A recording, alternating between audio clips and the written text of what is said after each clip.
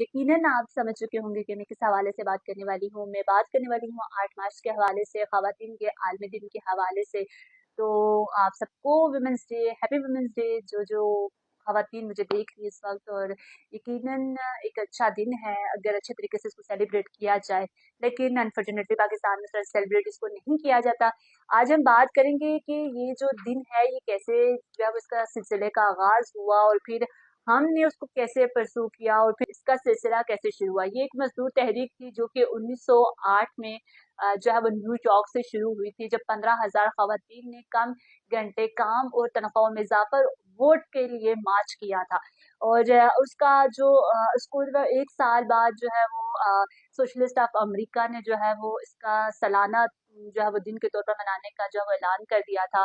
और इसका ख्याल कलारा जेंटिंग औरत जो है वो थी, एक खातून इस नाम की, उन्होंने इसका आगाज किया था। उनके दिमाग में ये ख्याल आया था क्योंकि वो एक खवातीन के हकूक की कारकुन भी थी।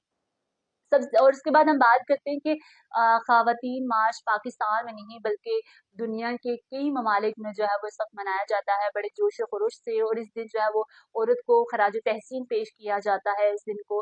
और पाकिस्तान में भी जो है वो इसको सेमिनार्स मुनक्किद किए जाते हैं, एहतजाज होते हैं, रैलियाँ निकाली जाती हैं, और बड़े जो है वो अच्छे तरीके से इसको सेलिब्रेट किया जाता है। और नो डाउट इसको अच्छे से सेलिब्रेट करना चाहिए, क्योंकि मुआशरा जो है वो, कोई भी मुआशरा है, कोई भी रियासत है, कोई भी मुल्क है, वो औरत के बगैर जो है वो गैर फ़ाल है।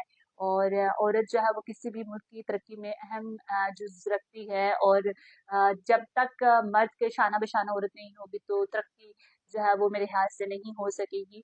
और क्योंकि औरत एक लाज़मी जुज़ है किसी भी जो है वो ख़ानदान का, किसी भी मुआशरे का।